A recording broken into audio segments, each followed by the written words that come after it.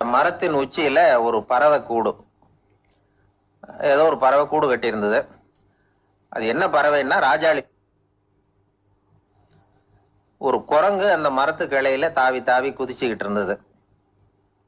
அப்போ இந்த கூட்டுல இருந்த முட்டை அது கண்ணுல போட்டுட்டுது. அதுக்கப்புறம் அது சும்மா இருக்குமா?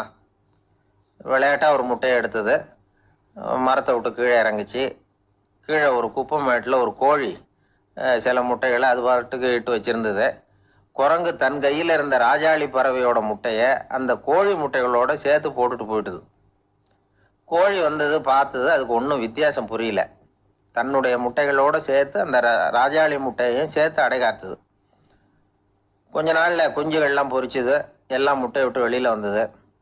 ராஜாளி பறவையோட குஞ்சு அந்த கோழி குஞ்சுகளோடவே சேர்ந்து வளர்ந்தது. மற்ற கோழி குஞ்சுகள் போலவே இதுவும் குப்பையை கிளறிச்சு புழு பூச்சிகளை சாப்பிட்டுது.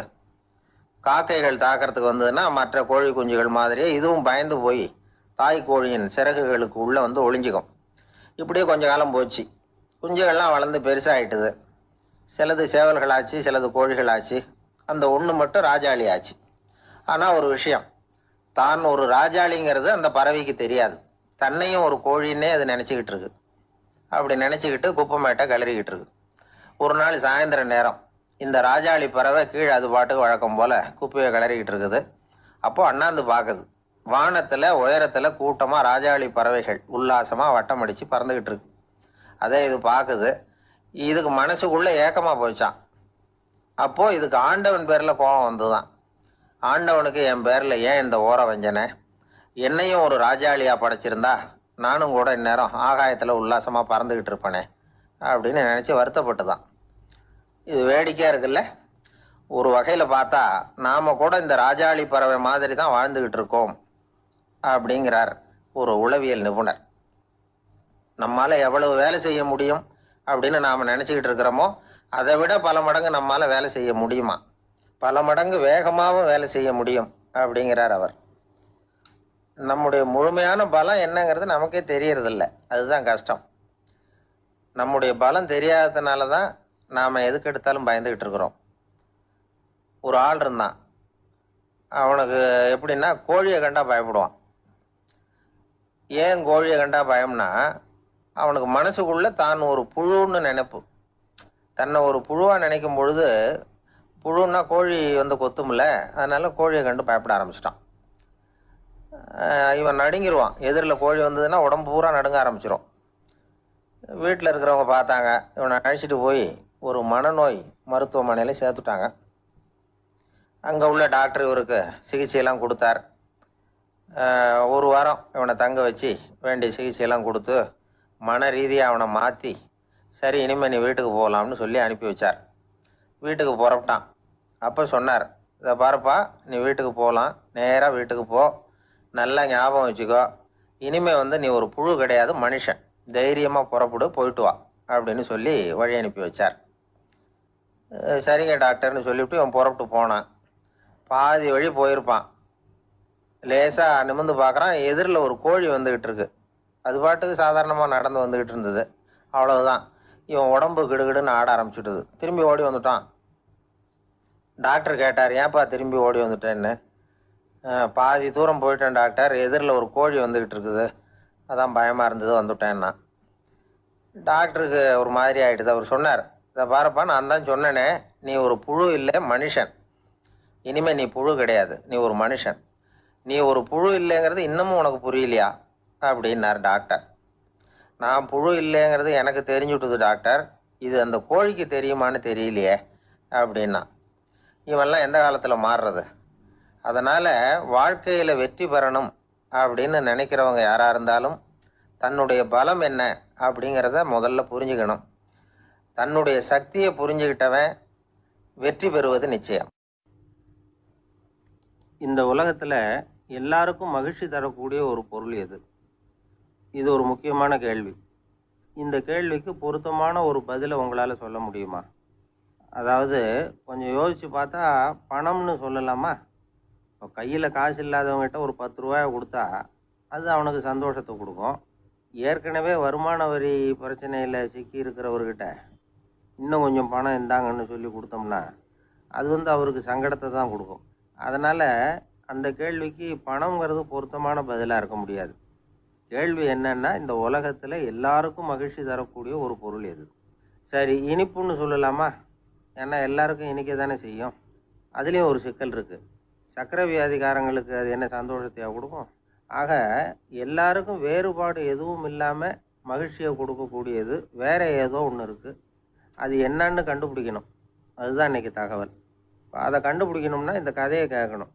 அது என்ன கதைன்னா, ஒரு ஊரில் ஒரு ராஜா இருந்தார். அவருக்கும் இதே சந்தேகம் வந்துட்டுது. அதாவது எல்லாருக்கும் இன்பம் தரக்கூடிய பொருள் எது அப்படின்னு.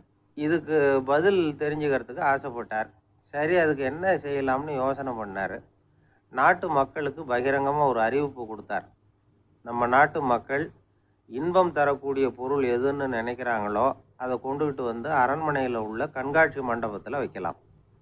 அப்படி அவங்க வைக்கிற பொருள்களில் எது எல்லாருக்கும் இன்பம் தரக்கூடியதாக இருக்குமோ அதை வச்சவருக்கு 1000 பொற்காசுகள் பரிசு அப்படின்னு அறிவிப்பு கொடுத்துட்டார். ஜனங்கள் இந்த அறிவிப்பை கேட்டாங்க. அதுக்கப்புறம் சும்மா இருப்பாங்களா? 1000 பொற்காசுன்னா சும்மாவா? அவங்க கையில் என்னென்ன கிடைச்சதோ அதையெல்லாம் கொண்டாந்து அரண்மனை காட்சி மண்டபத்தில் வச்சுட்டாங்க. அதுக்கப்புறமா ராஜா அங்கே வந்தார். ஒவ்வொன்றா பார்த்துக்கிட்டே வந்தார்.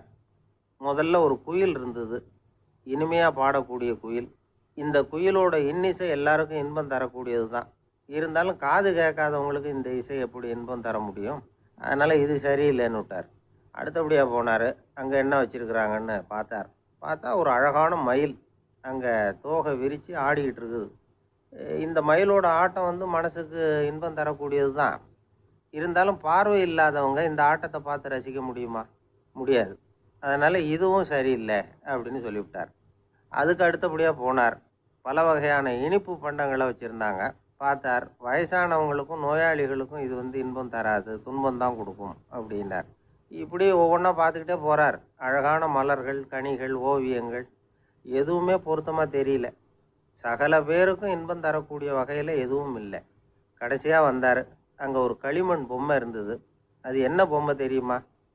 பசியால் வாடி இருக்கிற ஒருத்தருக்கு ஒரு அம்மா இனிமையாக பேசிக்கிட்டு சோறு போடுறது மாதிரி அந்த பொம்மையை செஞ்சுருந்தாங்க. அதுக்கு கீழே அன்பு அப்படின்னு எழுதியிருந்துதான். ராஜா பளிச்சுன்னு ஒரு முடிவுக்கு வந்தார். அந்த பொம்மையை செஞ்ச சிற்பியை வரவழைச்சார், பரிசு கொடுத்தார். அன்பு ஒன்று தான் எல்லாருக்கும் இன்பம் அளிக்கக்கூடிய பொருள். காது கேட்காதவங்களும் அதை கேட்க முடியும், பார்வை இல்லாதவங்களும் அதை பார்க்க முடியும், குழந்தைகளும் அதை உணர முடியும் அப்படின்னு அதுக்கு விளக்கம் கொடுத்தார் அந்த மன்னர். இந்த உலகத்தில் எல்லாருக்கும் மகிழ்ச்சி தரக்கூடிய ஒரு பொருள் அன்பு தான். அதை புரிஞ்சுக்கிட்டு தான் சில கணவன்மார்கள் மனைவி பேரில் ரொம்ப அன்பை காட்டிக்கிறது வழக்கம். ஒரு வீட்டு வாசப்படி பக்கமாக மழைக்கு ஒதுங்கினார் ஒருத்தர். மழை தூரிக்கிட்டு இருந்தது, இருட்டு நேரம்.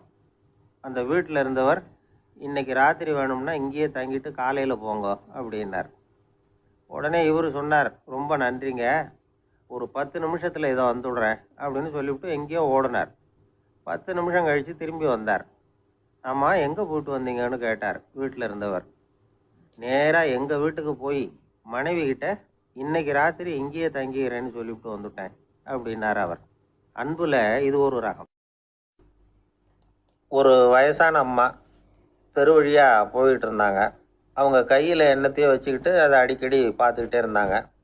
ஒருத்தன் மெதுவாக அவங்கக்கிட்ட போய் கையில் இருக்கிறது என்ன அப்படின்னு எட்டி பார்த்தா அவங்க கையில் 4 பல் இருந்துதான்.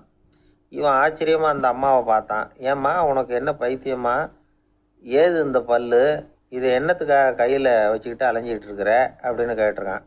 அதுக்கு அந்த அம்மா விவரம் சொல்ல ஆரம்பித்தாங்களாம். இதை பாருப்பா, எனக்கு ஒரு மகன் இருந்தான். அவனை ரொம்ப செல்லமாக வளர்த்தேன். அவனை தரையிலே நடக்க விடுறதில்ல, எப்பவும் தூக்கி வச்சுக்கிட்டு இருப்பேன். அவன் நல்லா பெரியவனாகி பள்ளிக்கூடம் போகிறப்ப கூட அவன் புஸ்தக மூட்டையை நான் தான் சுமந்துக்கிட்டு போவேன். பார்க்குறவங்க கூட கேலி பண்ணுவாங்க, ஏம்மா படிக்க போகிறது நீயா உன் பிள்ளையான்னு கேட்பாங்க. அவன் இன்னைக்கு எவ்வளவோ பெரிய மனுஷன் ஆகிட்டான். வெளிநாட்டில் பெரிய உத்தியோகத்தில் இருக்கான். சமீபத்தில் இங்கே வந்துட்டு போனான். ஒரு நாள் ஏதோ கோபத்தில் என்னை அரைஞ்சுட்டான். அப்போ இந்த 4 பல்லும் கீழே விழுந்துட்டுது. இன்னமும் கூட விழுந்திருக்கும், ஆனால் பல்லு தான் இல்லை. என் புள்ள அரைஞ்சதுனால விழுந்த பல்லு இல்லையா அது? அதனால் இதை எப்பவும் என் கையிலேயே வச்சுக்கிட்டு ஆசையோடு பார்த்துக்கிட்டு இருக்கிறேன். அவன் தான் வெளிநாட்டுக்கு போட்டான். அவனை பார்க்க முடியாத ஏக்கத்தை நான் இந்த பல்லை பார்த்து போக்கிக்கிறேன் அப்படின்னு நாங்களாம் அந்த அம்மா. இந்த கதை எதுக்காகன்னா தாய் அன்பு அப்படிங்கிறது எப்படிப்பட்டதுங்கிறத புரிஞ்சுக்கிறதுக்காக. கல்யாணம் ஆனதுக்கு அப்புறம் தாயை மறந்து விடுறவங்க எத்தனை பேர் இந்த உலகத்தில்? அவங்க காதில் வேணுங்கிறதுக்காக தான் இந்த தகவல். ஆனால் ஒரு விஷயம் மட்டும் நல்லா புரிஞ்சுக்கணும். தாயை மதிக்க தெரிஞ்சவங்க தான் இன்றைக்கி வாழ்க்கையில் எல்லா விதத்துலேயும் முன்னுக்கு வந்திருக்கிறாங்க. வேணும்னா விசாரித்து பார்த்துக்குங்க. இன்னொரு அம்மா இருந்தாங்க. அவங்க தினமும் ஒரு கோயிலுக்கு வருவாங்க. சாமியை பார்த்து, கடவுளே நான் இறந்து போனால் நரகத்துக்கு போகணும் அப்படின்னு வேண்டிக்குவாங்களாம். எல்லாரும் சொர்க்கத்துக்கு போகணும்னு தானே கடவுள்கிட்ட வேண்டிக்குவாங்க. இந்த அம்மா தினம் நான் நரகத்துக்கு போகணும் அப்படின்னு வேண்டிக்கிறாங்க. அங்கேருந்து அர்ச்சகருக்கு இது சந்தேகம். ஒரு நாள் அதை நேரடியாகவே அவங்கக்கிட்ட கேட்டுவிட்டார். அதுக்கு அந்த அம்மா பதில் சொன்னாங்களாம், ஐயா, எனக்கு கல்யாணம் ஆகி ரொம்ப நாள் வரைக்கும் குழந்தை பாக்கியம் இல்லாமல் இருந்தது. கோயில் குளம் எல்லாம் சுற்றி வந்தேன். ரொம்ப நாள் கழித்து ஒரு குழந்தை பிறந்தது, ஆண் குழந்தை. அவனை நான் ரொம்ப செல்லம் கொடுத்து வளர்த்தேன். அதோட விளைவு என்ன ஆச்சுன்னா, அவன் ரொம்ப மோசமாக ஆயிட்டான். கெட்ட பழக்க வழக்கம்லாம் கற்றுக்கிட்டான். அவன் இறந்து போனால் நிச்சயம் அவனுக்கு நரகம்தான் கிடைக்கும். அந்த அளவுக்கு கெட்டவன் அவன். அப்படிப்பட்ட காரியங்கள்லாம் பண்ணிகிட்ருக்கான், எனக்கு தெரியும். இவனுக்காக நரகத்தில் கூட யாரும் தயவு காட்ட மாட்டாங்க, தாட்சண்யம் காட்ட மாட்டாங்க. அதனால் இவனுக்கு முந்தி நான் இறந்து நரகத்துக்கு போயிட்டா அங்கே இவனை கவனிச்சிக்கலாமே, இவனுக்கு பணிவிடை செய்யலாமேன்னு பார்க்குறேன் அப்படின்னு நாங்களாம்.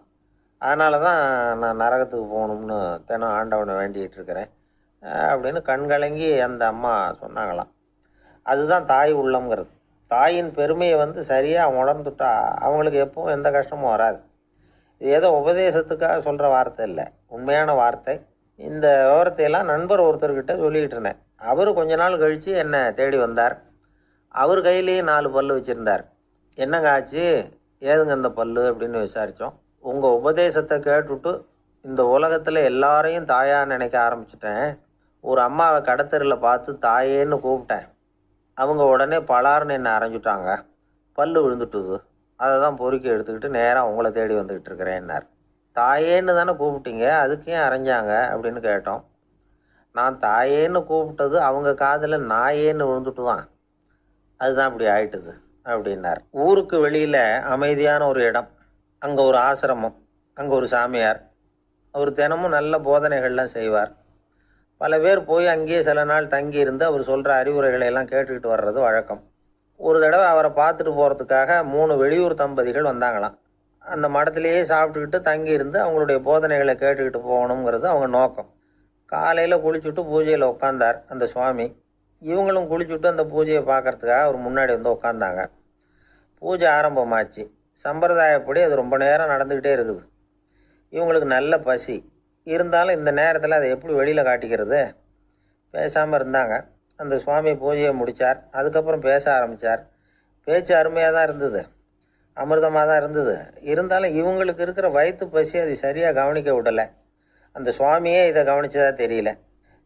இவங்களுக்கு மனசுக்குள்ளே ஒரு எண்ணம், உள்ளே சாப்பாடு தயாராகிட்டு இருக்கும் போல இருக்குது, இந்த பேச்சு முடிஞ்சது நம்மளை உள்ளே அழைச்சிட்டு போய் சாப்பாடு போடுவாங்கன்னு நினைக்கிறோம் அப்படின்னு இவங்களாம் நினச்சிக்கிட்டாங்க. ஆனால் சுவாமி இதை பற்றி எதுவுமே பேசலை, கண்டுக்கலை. ஒரு அம்மாவால் அதுக்கு மேலே சும்மா இருக்க முடியுமா? முடியல. சாப்பாட்டை கவனிக்கலாமா அப்படின்னு சொல்லி மெதுவாக ஆரம்பித்தாங்க. ஓ, கவனிக்கலாமே அப்படின்னு உள்ளே அழைச்சிட்டு போனார் சுவாமி. இவங்க ரொம்ப அவசரமாக எழுந்திரிச்சு உள்ளே ஓடினாங்க. அங்கே ஒரு மேஜை மேலே ஒரு கிண்ணம் மூடி இருந்தது. ஓ, இதுதான் சாப்பாட்டு மேஜை போல இருக்குது, இங்கே சாப்பாடு வந்துடும் அப்படின்னு நினச்சாங்க. உடனே போய் சுற்றி உட்காந்துக்கிட்டாங்க. சுவாமி அந்த கிண்ணத்தை எடுத்து அந்த அம்மா கிட்ட கொடுத்தார். அவங்க அதை வாங்கி மூடியை திறந்து பார்க்குறாங்க. உள்ளே ஒரு சாவி இருக்குது.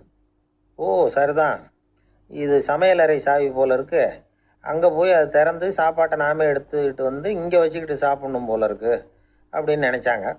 சாவி இருக்கு இல்லையா, வாங்க பூட்டு நிறைய காட்டுறேன் அப்படின்னு சுவாமி அவங்கள அழைச்சிட்டு போனார், காட்டினார்.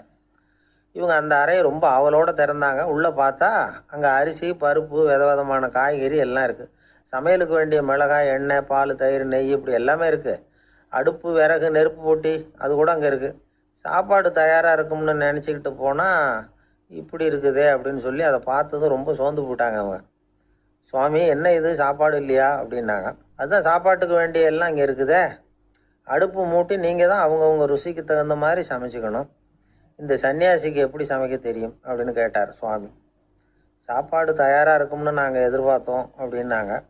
நீங்கள் இப்படி சொல்லுவீங்கன்னு நானும் எதிர்பார்த்தேன். இது வரைக்கும் நான் எவ்வளவோ தத்துவம்லாம் எடுத்து சொன்னேன். எல்லாத்தையும் விட இதுதான் அனுபவபூர்வமான தத்துவம். ஆண்டவன் நமக்கு நல்ல மனசை கொடுத்துருக்குறான், நல்ல வாய்ப்புகளையும் தந்திருக்கிறான், அதையெல்லாம் பயன்படுத்திக்கக்கூடிய மூளையையும் சிந்தனையையும் கொடுத்துருக்குறான். அதனால் அடுப்பை தான் நீங்கள் மூட்டணும், அடுப்பை நீங்கள் தான் மூட்டணும், உங்களுக்கு உகந்ததை நீங்கள் தான் சமைச்சு ருசித்து அனுபவிக்கணும். ஆண்டவனே அதை செஞ்சுக்கிட்டு இருக்க மாட்டான் அப்படின்னாராம் அந்த சுவாமி.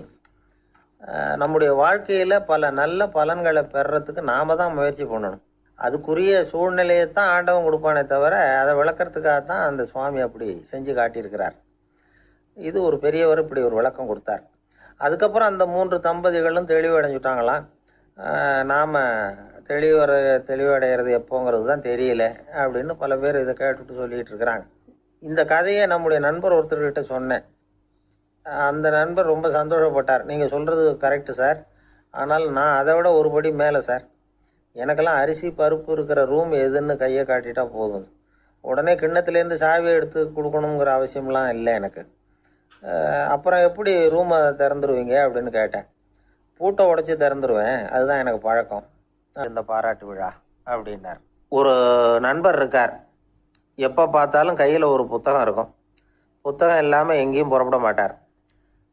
எதுக்காக இப்படி எடுத்துகிட்டு போகிறீங்க அப்படின்னு கேட்டால், எனக்கு இது ஒரு நல்ல நண்பன் மாதிரி, இந்த காலத்தில் எங்கே போனாலும் காத்திருக்க வேண்டியிருக்கு, அது மாதிரி சமயத்தில் நான் நண்பன் கூட பேசிக்கிட்டு இருப்பேன் அப்படிம்பாரான். ஒருத்தர் ஒரு பெரிய அரச பதவியில் இருந்தார். அவர் பதவியிலேருந்து இறங்க வேண்டிய சூழ்நிலை. அரசு கொடுத்துருந்த வீட்டை விட்டுட்டு வெளியில் வர்றார். வரும்பொழுது 2 கையிலையும் 2 பெட்டியை எடுத்துகிட்டு வந்தாராம். சார், உங்களுடைய உடைமைகள் அப்படின்னு கேட்குறாங்க அங்கே இருந்த ஊழியர்கள். இவர் தன்னுடைய கையில் இருக்கிற பெட்டியை காட்டி, இதுதான் என்னுடைய சொத்து அப்படின்னாராம். ஒரு பெட்டியில் அவருடைய உடைகள், இன்னொரு பெட்டியில் அவர் விரும்பி படிக்கிற புத்தகங்கள், அவ்வளவுதான். இதுதான் இருந்துதான். புத்தகம் படிக்கிறது மனசுக்கு நல்லதுங்கிறது நமக்கு தெரியும். புத்தக வாசிப்பு உடம்புக்கும் நல்லதுங்கிறாங்க. அது நமக்கு ஆச்சரியமாக தான் இருக்குது. ஒரு நபர் ஒரு வருஷத்தில் சராசரியாக 2000 பக்கங்களை படிச்சிருக்கணுமா, யுனெஸ்கோ பரிந்துரை. ஆனால் நம்ம நாட்டில் நாம் சராசரியாக படிக்கிறது 32 பக்கங்கள், அவ்வளவுதான். இவ்வளவுக்கு நம்ம நாட்டில் 6000த்துக்கும் மேற்பட்ட நாளேடுகள், 2000த்துக்கும் மேற்பட்ட இதழ்கள், மலர்கள், இவ்வளவு இருந்தும் சரியாக வரல. இந்த உலகத்தில் முதல் நூலகம் எங்கே எப்போ ஆரம்பமாச்சு தெரியுமா? கிமு 2500ஆம் ஆண்டில் அது ஆரம்பமாயிருக்குது. பாபிலோனியாவில் அமில் அணு அப்படிங்கிற அரசன் தான் நூலகத்தை உருவாக்கி இருக்கிறான். அப்போல்லாம் தாள் கிடையாது, களிமண் தான். களிமண் பலகைகளில் எழுதி அது தொகுத்து அப்படியே நூலாக்கி அதை நூலகத்தில் வச்சுருப்பாங்களாம். அரசருடைய நூலகத்தில் 1000த்துக்கும் மேற்பட்ட நூல்கள் இருந்ததாக வரலாற்று குறிப்பு இருக்குது. அது மட்டும் இல்லை, அந்த நூலகத்தில் பொருள் வாரியாக, அதாவது சப்ஜெக்ட் வாரியாக புத்தகங்களை வகைப்படுத்தி வச்சுருந்தாங்களாம். அதில் மிச்சம் இருந்த ஒரு 25 களிமண் பலகை புத்தகங்கள் இன்றைக்கும் பிரிட்டிஷ் அருங்காட்சியகத்தில் இருக்குதான். அச்சு தாள் இதெல்லாம் ஏற்பட்டதுக்கு அப்புறம் அமைக்கப்பட்டது தான் பிரான்சில் இருக்கக்கூடிய பாரிஸ் நூலகம். 1480 பிரெஞ்சு மன்னர் 11ஆம் லூயி இந்த நூலகத்தை அமைச்சாராம். ஆனால் அப்போல்லாம் அரசர்கள் மட்டும்தான் நூலகத்தை பயன்படுத்த முடியுமா. அதுக்கப்புறம் 17ஆம் நூற்றாண்டில் இந்த முறை மாறி பொதுமக்கள் அங்கே போகலாம், படிக்கலாம் அப்படிங்கிற நிலைமை வந்துதான். போட்லியன் நூலகம் அப்படின்னு அதுக்கு பேர், பாரிஸ் நகரத்தில் இருக்குது. அங்கே தான் நூல்களின் பட்டியல் தயாரிப்பு பணி ஆரம்பமாச்சு. கல்வி வளர்ச்சியையும் நூலகத்தையும் இணைச்சவர் நெப்போலியன் போனபார்ட். முன்பணம் செலுத்தி புத்தகத்தை படிக்கிற முறையையும் அவர் தான் கொண்டுட்டு வந்தாராம். மக்கள்கிட்ட வசூலிக்கிற வரியின் ஒரு பகுதியை நூலகத்துக்கு பயன்படுத்தினவரும் அவர் தானா. நெப்போலியன் நூலகத்தில் உலகத்தில் உள்ள எல்லா மொழி நூல்களும் இருக்குதான். அங்கே ஒரு தமிழ் நூலும் இருந்திருக்குது. அது என்னென்னா கம்பராமாயணம். சோவியத் யூனியனுக்கு படையெடுத்து போனப்போ அங்கேருந்து லட்சக்கணக்கான புத்தகங்களை இந்த பனிச்சறுக்கு வாகனங்கள் இருக்குல்ல, அதில் கொண்டுகிட்டு வந்ததாக வரலாறு. அடுத்தபடியாக குறிப்பிட்டு சொல்லத்தக்க நூலகம் எதுன்னா பிரிட்டிஷ் நூலகம். மிக பழைய கையெழுத்து பிரதியெல்லாம் கூட அங்கே இருக்குது. 1753 ஆரம்பமாச்சு. அதில் உள்ள நூல்களை வரிசையாக அடுக்கினா 180 கிலோமீட்டர் நீளத்துக்கு வருமா. மிகப்பெரிய நூலகம் அமெரிக்க தலைநகர் வாஷிங்டனில் இருக்குதான். இந்தியாவை பொறுத்த வரைக்கும் பெரிய பழைய நூலகம் எதுன்னா கல்கத்தா நூலகம். எல்லா இந்திய மொழி நூல்களும் இங்கே உண்டு. மகாகவி பாரதியார் நடத்தின இந்தியாங்கிற இதழின் எல்லா பிரதிகளும் அங்கே பாதுகாப்பாக இருக்குது. படிக்கும் பழக்கம் இங்கே வளர வேண்டியிருக்குது. ஒருத்தர்கிட்ட ஒரு புஸ்தகத்தை கொடுத்து விமர்சனம் எழுத சொல்லியிருந்தாங்க. கொஞ்ச நாள் கழித்து அவரை போய் பார்த்து, என்னங்க புஸ்தகத்தை படித்து பார்த்தீங்களா அப்படின்னு கேட்டாங்களாம். இதுக்கு அவர் சொல்லியிருக்கிறார், இன்னும் நான் படித்து பார்க்கலிங்க, இப்போ தானே விமர்சனமே எழுதி முடிச்சிருக்கிறேன், இனிமே தான் படிக்கணும் அப்படின்னாராம். ஒருத்தர் அவசரமாக போய்கிட்டு இருந்தார். எங்கே போய்கிட்டு இருக்கீங்க அப்படின்னு கேட்டார் ஒரு பெரியவர். கடைக்கு போகிறேன் சார், சாமான் வாங்கிறதுக்கு அப்படின்னார். அங்கே போகிறதுக்கு முன்னாடி தெரிஞ்சிக்க வேண்டியதெல்லாம் தெரிஞ்சுக்கிட்டீங்களா அப்படின்னு கேட்டார் பெரியவர். கடைக்கு போய் காசை கொடுத்து ஒரு பொருளை வாங்கிட்டு வரப்போகிறோம், இதில் தெரிஞ்சிக்க வேண்டியது என்ன இருக்குது அப்படின்னார் அலட்சியமாக. இப்போ அந்த பெரியவர் பேச ஆரம்பித்தார். இந்த உலகத்தில் எந்த ஒரு செயலில் இறங்குறப்பவும் நாம் நல்லா ஆலோசனை பண்ண வேண்டிய விஷயம் 5 அப்படின்னார். உதாரணமாக, ஒருத்தன் கடைக்கு போய் ஏதோ ஒரு பொருளை வாங்கிட்டு வர போகிறான்னு வச்சுக்கோங்களேன். அப்போ கூட அவன் 5 விஷயங்களை பற்றி தெரிஞ்சுக்க வேண்டியிருக்குது அப்படிங்கிறார் அவர். முதல்ல அந்த பொருள் எப்படிப்பட்டது அப்படிங்கிறத தெரிஞ்சுக்கணும். ரெண்டாவதாக தன்னை பற்றியும் தெரிஞ்சுக்கணும். அப்போ தான் அந்த பொருள் தனக்கு தேவையா இல்லையா அப்படிங்கிறத புரிஞ்சுக்க முடியும். மூணாவதாக தெரிஞ்சுக்க வேண்டியது ஒன்று இருக்குது. அது என்னென்னா, அந்த பொருளை அடையறதுக்கு வழி என்ன அப்படிங்கிறத தெரிஞ்சுக்கணும். அதாவது எவ்வளவு பணம் கொடுத்தா அது கிடைக்கும், இது மாதிரியான விஷயங்கள். நாலாவதாக அந்த பொருளை அடையிறது மூலமாக நாம் அடையக்கூடிய பயன் என்ன அப்படிங்கிறதையும் உணரணும். அஞ்சாவது, அந்த பொருளை அடையிறதுல இருக்கக்கூடிய தடை எது அப்படிங்கிறதையும் நாம் தெரிஞ்சுக்கணும். பெரியவர் பேசுறது ஏதோ தத்துவம் மாதிரி தெரியுது இல்லையா? தத்துவம்தான். அதாவது இப்படி உலகியல் வாழ்க்கையில் சின்ன சின்ன விஷயங்கள்லேயே நாம் 5 விஷயங்களை தெரிஞ்சுக்க வேண்டியிருக்குது. அது ரொம்ப அவசியமாக இருக்குது. பேரின்ப நிலைன்னு சொல்கிறாங்கல்ல, அது மாதிரி பெரிய சமாச்சாரங்கள்லேயும் இந்த 5 விஷயங்களை நாம் தெரிஞ்சுக்க வேண்டியிருக்குது.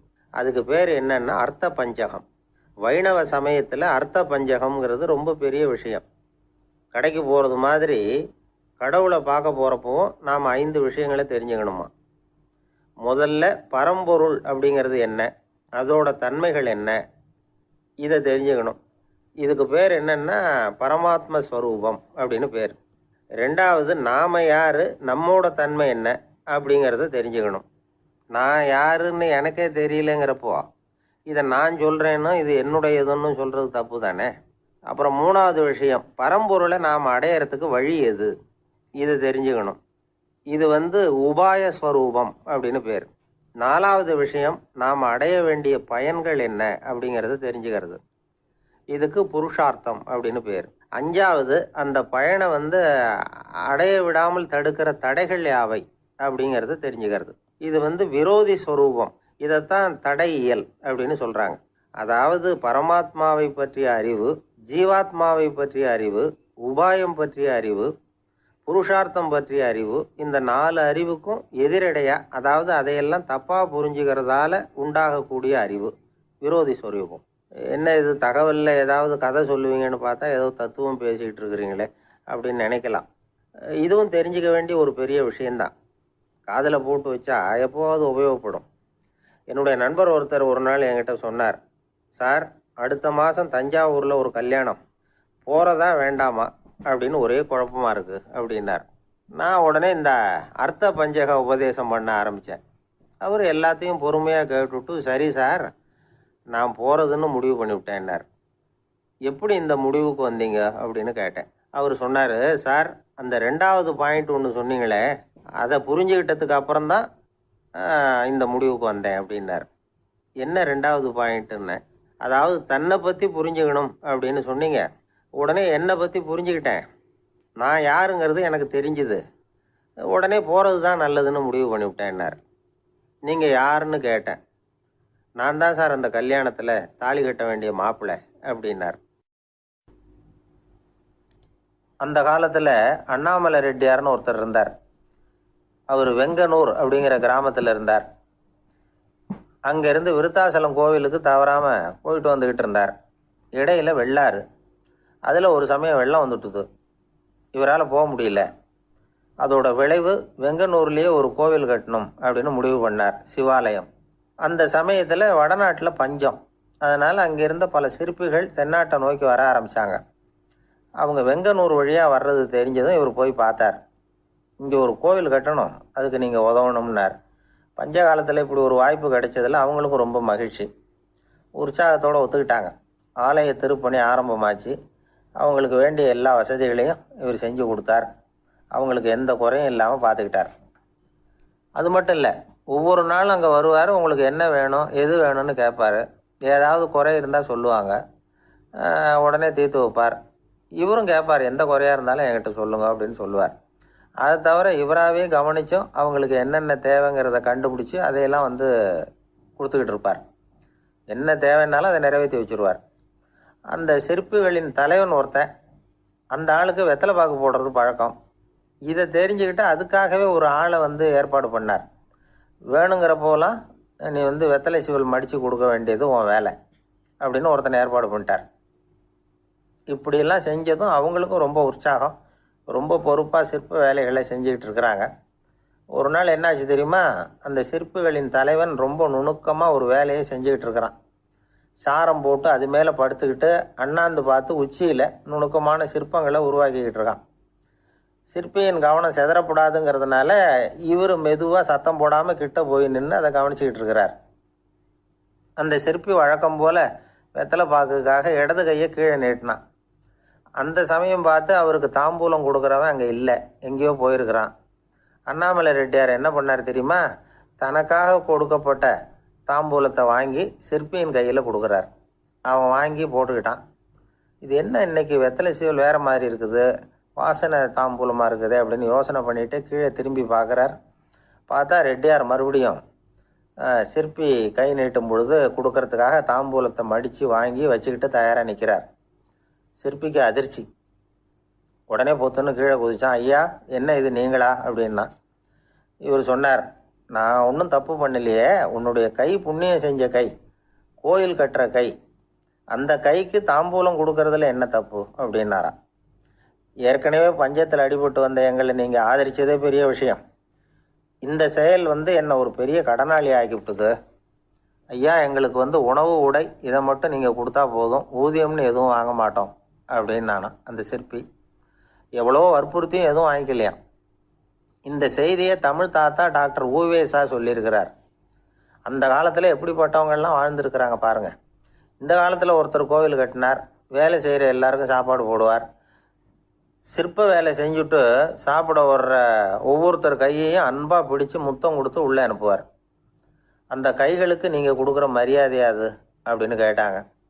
அது இல்லைங்க, ஏற்கனவே முதல் பந்தியில் சாப்பிட வந்தவன் மறுபடியும் வர்றானான்னு கண்டுபிடிக்கிறதுக்காக கையை பிடிச்சி மோந்து பார்க்குறேன் அப்படின்னாராம் அவர்.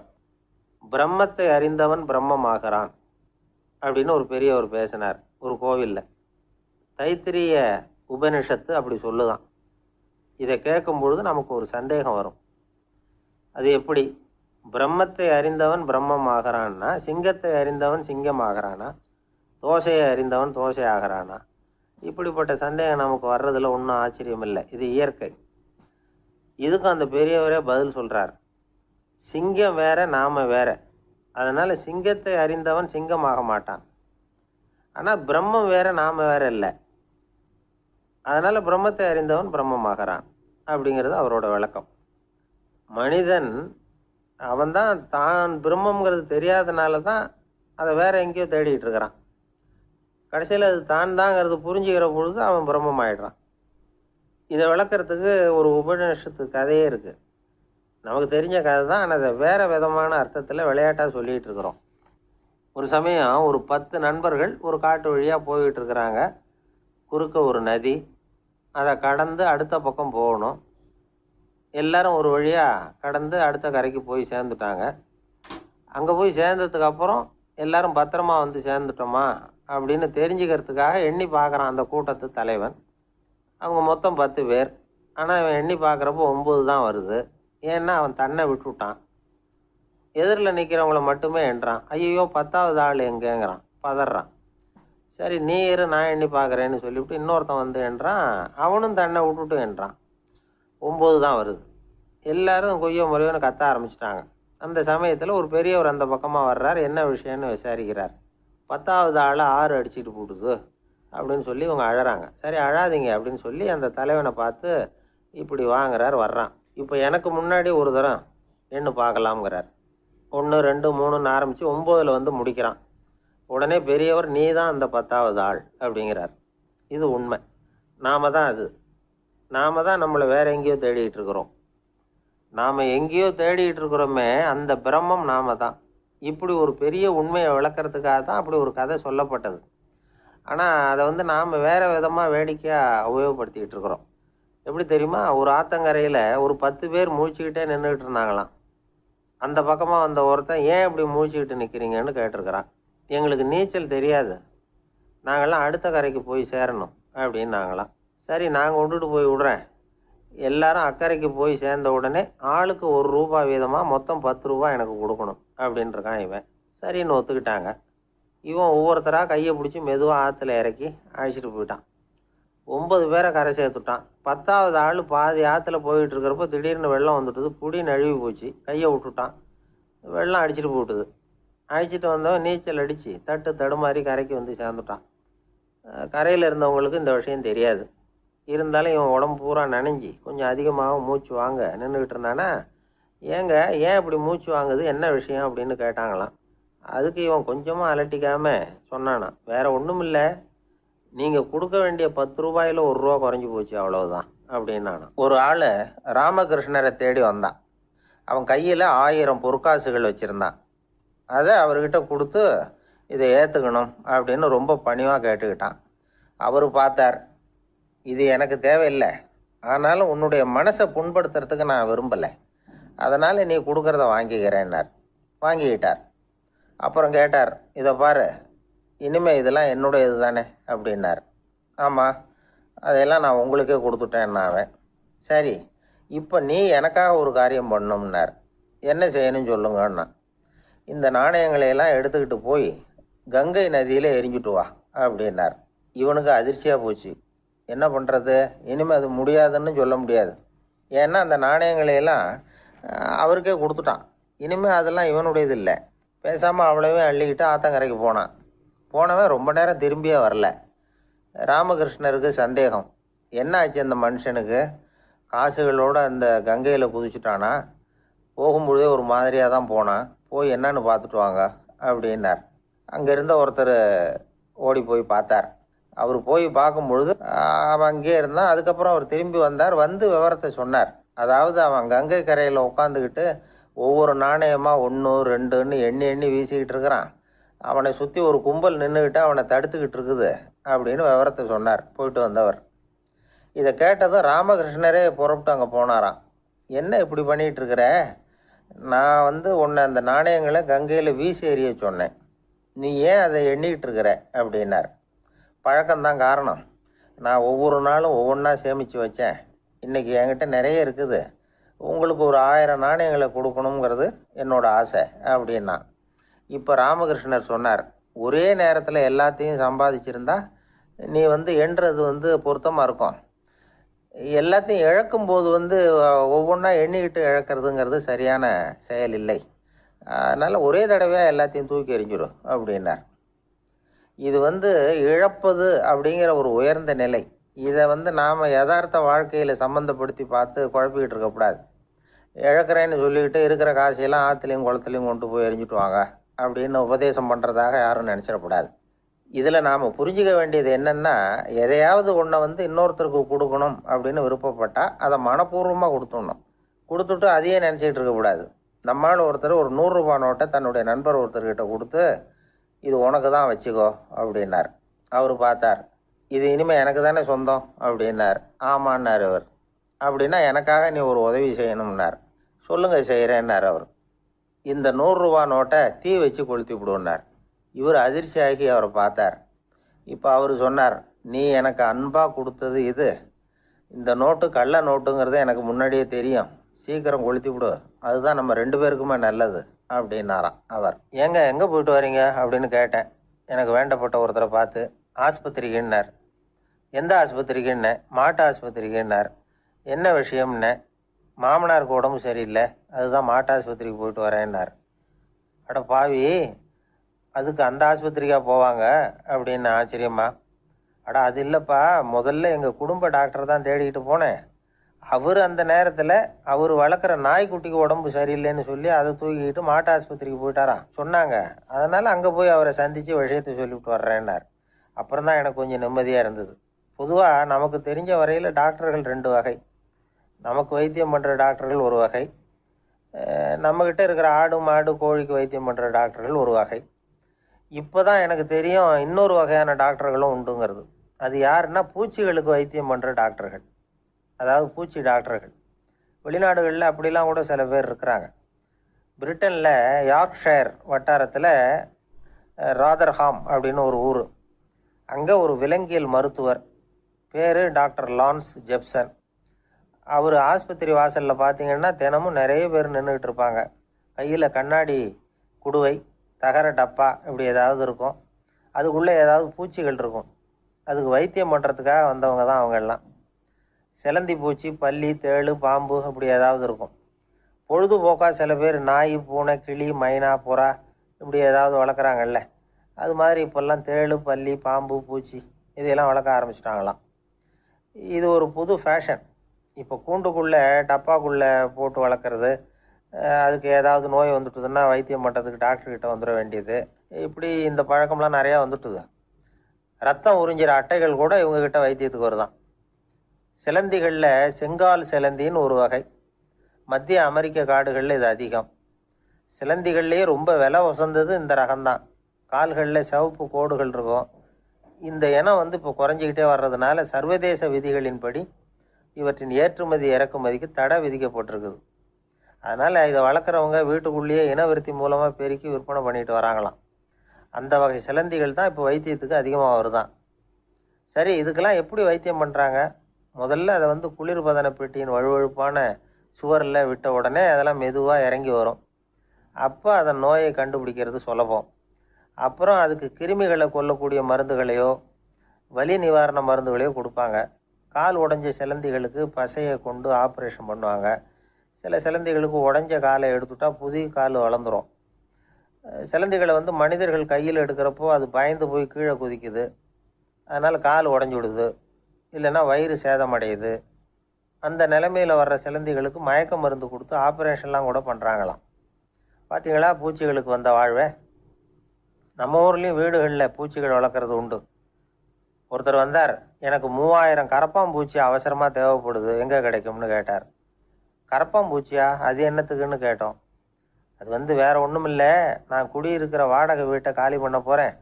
வீட்டு சொந்தக்காரர் என்ன சொல்கிறாருன்னா, இந்த வீட்டுக்கு நான் குடி வந்தப்போ எப்படி இருந்ததோ அதே நிலைமையில் விட்டுட்டு போகணும்னு வீட்டுக்காரர் சொல்லியிருக்கிறார், அதனால தான் கேட்டேன் அப்படின்னார். ஒரு தந்தை தன்னோட பிள்ளைய ரொம்ப தைரியசாலியாக வளர்க்கணும்னு ஆசைப்பட்டார். அதுக்காக அவனை கூப்பிட்டு உட்கார வச்சு இப்படி உபதேசம் பண்ணார். இதை பாருப்பா, நான் உன்னாட்டம் இருக்கிறப்போலாம் எதுக்கும் பயப்பட மாட்டேன், ரொம்ப துணிச்சலாக இருப்பேன். ஒரு நாள் ஒரு அப்பாவி எலிய ஒரு பூனை துரத்திட்டு ஓடிச்சு. நான் உடனே என்ன செஞ்சேன் தெரியுமா? அந்த பூனையை பிடிச்சேன், அது வாலில் ஒரு பட்டாசு சரத்தை கட்டினேன், கொளுத்தி விட்டேன், படபடன்னு வெடிக்க ஆரம்பிச்சுட்டுது. அது துள்ளிக்கிட்டு அங்கேயும் இங்கேயும் ஓடி இருக்கு பாரு ஓட்டம், ரொம்ப தமாஷு அப்படின்னார் அப்பா. இப்படி சொல்லிவிட்டு பையனை பார்த்து, இதை கேட்குறதுக்கு உனக்கும் துணிச்சல் வருதா? நான் என்னுடைய செயலை நீ கேட்குறப்போ உனக்கு துணிச்சல் வருதா அப்படின்னு கேட்டார். வருதுன்னா பையன். எப்படின்னா அப்படிங்கிற விவரத்தையும் சொன்னான் அவன். அதாவது எலியை விரட்டினத்துக்காக பூனை வாலில் பட்டாசு கொளுத்துனீங்க நீங்கள், பூனையை விரட்டினத்துக்காக உங்கள் கழுத்தில் பட்டாசு சரத்தை மாட்டினா என்னென்னு தோணுது எனக்கு அப்படின்னு நான் பையன். பையனோட துணிச்சல் அப்பாவே நடுங்க வச்சுட்டுது. அது சரி, ஒரு அப்பா பிள்ளைக்கு இப்படியா உபதேசம் பண்ணுறது? எல்லாருக்கிட்டையும் அன்பாக பழகிறது எப்படி அப்படின்னு சொல்லி கொடுக்கணும். பிஞ்சு உள்ளங்களில் நஞ்சை தூவலாமா? ஒரு நாள் விநாயகர் ஒரு பூனையோடு விளையாடிக்கிட்டு இருந்தாராம். அப்படி ஆசையாக விளையாடிக்கிட்டு இருந்தப்ப அவரோட கை நகம் தவறுதெல்லாம் பூனையோட முகத்தில் பட்டுட்டு தான். அது ஒரு சின்ன கீறலை உண்டாக்கி விட்டுது. அப்பா அவர் அதை ஒரு பெருசாக நினைக்கல. கொஞ்ச நேரத்துக்கு அப்புறம் விநாயகர் வீட்டுக்கு வந்தார். அவங்க அம்மா பார்வதி தேவியை பார்த்தார். பார்வதி தேவி கன்னத்தில் விரலால் கீறினது மாதிரி ஒரு அடையாளம் இருந்தது. விநாயகருக்கு அதிர்ச்சி, ஆச்சரியம். நம்ம அம்மா இந்த உலகத்துக்கே தாயார், அப்பேற்பட்ட அவங்க முகத்திலேயே கீறலை உண்டாக்கக்கூடியவங்க யாராக இருக்க முடியும் அப்படின்னு யோசனை பண்ணார். தாயே, உன்னுடைய கன்னத்தில் இந்த வடு எப்படிம்மா ஏற்பட்டதுன்னு கேட்டார். குழந்தாய், இது நீ செஞ்ச காரியம்தான்ப்பா. உன்னுடைய கை நகம் கீறினதுனால ஏற்பட்ட வடு தான் இது அப்படின்னாங்க அவங்க. விநாயகர் திடுக்கிட்டு போட்டார். எப்படிம்மா அது? நான் எந்த காலத்துலேயும் ஒன்று அப்படி கீறினதாக எனக்கு நினைவு இல்லையே அப்படின்னார். இன்னைக்கு காலையில் ஒரு பூனையை கீறினதை நீ மறந்துட்டியா அப்படின்னாங்க அந்த அம்மா. விநாயகர் திகைச்சு போய் நின்னார். பார்வதி தேவி சொன்னாங்க, இதை பார்ப்பா, இந்த உலகத்தில் இருக்கக்கூடிய எல்லா உயிர்கள்லேயும் நான் இருக்கிறேன். நான் தான் இந்த உலகமாக ஆகியிருக்கிறேன். ஆகையினால நீ யாரை துன்புறுத்தினாலும் அது உண்மையிலேயே என்ன துன்புறுத்தினதாக தான் வந்து முடியும் அப்படின்னாங்க. விநாயகர் மனசுக்குள்ளே ஒரு வெளிச்சம் ஏற்பட்டு தான். அதுக்கப்புறம் அவர் யாரையுமே கல்யாணம் பண்ணிக்காததுக்கு அதுதான் காரணமா. இந்த உலகத்தில் எல்லாரையும், இங்கே இருக்கிற எல்லாத்தையும் தாயின் வடிவமாக அவர் பார்க்க ஆரம்பிச்சிட்டாராம். குருதேவர் ராமகிருஷ்ணர் இந்த கதையை எடுத்து சொல்லியிருக்கிறார். நபிகள் நாயகம் ஒரு தடவை ஒரு நாற்காலியில் உட்காந்து என்னமோ யோசனை பண்ணிட்டு இருந்திருக்கிறார். அப்போ அவரோட உடையில் ஒரு கீழ்ப்பகுதி தரையில் படிஞ்சு கிடந்திருக்குது. அங்கே விளையாடிக்கிட்டு இருந்த ஒரு பூனை அது மேலே வந்து படுத்து தூங்கி போச்சு. தொழுகை செய்ய வேண்டிய நேரம் வந்துட்டது. நபிகள் நாயகம் எழுந்திருக்க பார்த்தார். அப்போ தான் பூனை தன்னோட உடை மேலே படுத்து தூங்கிட்டு இருக்கிறது கண்ணில் படுது. பூனையோட தூக்கத்தை கலைக்க விரும்பல அவர். தன்னுடைய சகோதரியை கூப்பிட்டார். ஒரு கத்திரிக்கோள் எடுத்துகிட்டு வர சொன்னார். பூனை படுத்திருந்த உடை பகுதி மட்டும் இருக்குல்ல, அதை மட்டும் அதோட கத்திரிச்சு விட்டுட்டு அதுக்கப்புறம் அவர் எழுந்திரிச்சு தொழுகைக்கு போனாராம். அதாவது பிற உயிர்கள்கிட்ட எப்படி அன்பு காட்டணுங்கிறத பெரியவங்க எவ்வளவோ விதத்தில் நமக்கு எடுத்து காட்டியிருக்கிறாங்க. இருந்தாலும் எத்தனை பேர் மனசில் அதெல்லாம் உரைச்சிருக்குது? நாமளும் நம்ம ட்ரெஸ்ஸு மேலே ஒரு பூனை படுத்திருந்தா ஒரு கத்திரிக்கோலை தான் தேடுவோம், எடுத்துகிட்டு வர சொல்லுவோம். துணியை வெட்டுறதுக்கு பதிலாக இல்லை அதோட வாழை வெட்டினா என்ன அப்படின்னு தோணும். ஒரு ஆள் ரொம்ப பிரியமாக ஒரு பூனையை ஆற்றுல குளிப்பாட்டிக்கிட்டு இருந்தானா. எப்படி? அந்த பூனையை ஆற்று தண்ணியில் அமுக்கி அமுக்கி குளிப்பாட்டிக்கிட்டு இருக்கிறான். அந்த வழியாக போன பெரியவர் ஒருத்தர் இதை பார்த்தார். இதை பார்ப்பா, பூனையை அது மாதிரி ஆற்று தண்ணியில் அமுக்கி குளிப்பாட்டாத, மூச்சு திணறி செத்து போடும் அப்படின்னு அட்வைஸ் பண்ணார். நீ போய் அவன் வேலையை பார்த்துக்கிட்டு, எனக்கு எல்லாம் தெரியும்னா இவன். சரின்னு அவர் போயிட்டார். கொஞ்ச நேரம் கழித்து அவரே அந்த வழியாக திரும்பி வந்துக்கிட்டு இருந்தார். ஆற்றுல பூனையை குளிப்பாட்டிக்கிட்டு இருந்தவன் அழுதுகிட்டு உட்காந்துருக்கிறான். பக்கத்தில் அந்த பூனை செத்து கிடக்குது. இதை பார்த்தார் பெரியவர். நான் தான் அப்போவே சொன்னேனே அந்த பூனையை ஆற்றுல நினைக்காதேன்னு, அதை கேட்டிருந்தா இப்படி ஆயிருக்குமா அப்படின்னார். அந்த ஆள் கோபமாக இவரை முறைச்சி பார்த்தான். அட போய்யா, இந்த பூனை ஆற்றுல குளித்ததுனால ஒன்றும் செத்து போகல, குளித்ததுக்கு அப்புறம் அதோட உடம்பு ஈரமாக இருக்குதுன்னு அதை புழிஞ்சேன், அதனால தான் இப்படி ஆயிட்டுது அப்படின்னு நானாம். உலகத்தில் எது எதுக்கோ ஆராய்ச்சி கூடங்கள் இருக்குதுல்ல, அது மாதிரி தூக்கத்தை பற்றி ஆராய்ச்சி பண்ணுறதுக்கு ஒரு ஆராய்ச்சி கூடம் இருக்குது. அப்படி ஆராய்ச்சி பண்ணணும்னா அதுக்கு மூழ்கிக்கிட்டு இருக்கணும்ல. அதனால தான் அந்த ஆராய்ச்சி கூடம் இங்கே இல்லை. அமெரிக்காவில் பாஸ்டன் பல்கலைக்கழக மருத்துவமனையில் அது இருக்குது. அங்கே தூக்கத்தை பற்றி பல விதமான ஆராய்ச்சிகள் பண்ணிகிட்டு இருக்கிறாங்க. அந்த ஆராய்ச்சி கூடத்தில் இயக்குனராக இருக்கிற ஒரு நிபுணர் அவர் என்ன சொல்கிறார் தெரியுமா? உங்களுக்கு தூக்கம் வரலையா, நீங்கள் நல்லா தூங்குறதுக்கு தாராளமாக சில யோசனைகளை என்னால் சொல்ல முடியும் அப்படிங்கிறார். யோசனை தானே, காசா பணமாக கேட்டு வச்சுக்கலாமே. உணவு, மனநிலை, தூங்கும் இடத்தோட சூழ்நிலை, படுக்கைக்கு செல்கிறப்போ உள்ள பழக்க வழக்கங்கள், இது காரணமாக ஒருத்தருக்கு தூக்கம் வராமல் போகலாம். தூக்கம் வராததுக்கு இதுதான் காரணம்னா அதையெல்லாம் சுலபமாக கட்டுப்படுத்தலாங்கிறார் அவர். தூக்கத்தை வரவழைக்கக்கூடிய ஒரு நல்ல மருந்து உடற்பயிற்சி. ஆனால் ஒன்று, படுக்க போகிற நேரத்தில் இது மாதிரி உடற்பயிற்சிகள் எல்லாம் செய்யக்கூடாது. கொஞ்சம் முன்னாடி பகல்லையே இந்த பயிற்சிகளை செய்கிறது நல்லது. தூக்கம் வராமல் அவதிப்படுறவங்க பிற்பகல் நேரங்களில் காஃபி, டீ இது மாதிரி பானங்களை சாப்பிடக்கூடாது. மது அருந்துறது கூட தூக்கத்தை பாதிக்கும். வெது வெதுப்பான நீரில் குளிக்கிறது, தியானத்தில் ஈடுபடுறது, ஓய்வாக இருக்கிறது, படுக்கிறது, அதாவது படுக்கிறதுக்கு முன்னாடி ஒரு குவளை பால் சாப்பிட்றது, இதெல்லாம் தூக்கத்தை வரவழைக்கிறது ரொம்ப உதவியாக இருக்கும். இன்னொரு விஷயம் என்னென்னா, தூங்கி ஆகணுமேங்கிற கவலை வேண்டியதில்லை. அப்படி நினச்சி கவலைப்படுறதை விட்டுடணும். தூக்கம் வரலையா, உடனே படுக்கையை விட்டு எழுந்திரிக்க வேண்டியது. வெளியில் வாங்க, வேறு ஏதாவது வேலையில் ஈடுபடுங்க, கொஞ்சம் நேரம் உலாவுங்க, அல்லது ஏதாவது ஒரு புஸ்தகத்தை எடுத்து படிங்க. களைப்பு ஏற்பட்டால் மறுபடியும் படுக்கைக்கு போங்க. தூக்கம் தானே வந்துடும். ஒரு விஷயத்தை மட்டும் நல்லா ஞாபகத்தில் வச்சுக்கணும். படுக்கைக்கு போகிறப்போ உங்கள் மற்ற எல்லா பிரச்சனைகளையும் மறந்துடணும். அது எப்படி சார் முடியும்? அந்த நேரம் தானே எல்லா பிரச்சனையும் வரிசையாக ஞாபகத்துக்கு வருது அப்படின்னு நாம் நினைக்கலாம். ஆனால் பழக்கத்தில் அதை நாம் மாற்றிக்க முடியும். கொஞ்சம் முயற்சி பண்ணணும், அவ்வளோதான். இது எல்லாமே ஆராய்ச்சி பண்ணி பார்த்துட்டு அந்த நிபுணர் சொல்கிற கருத்து தான். இன்னொரு விஷயமும் அவர் சொல்கிறார்.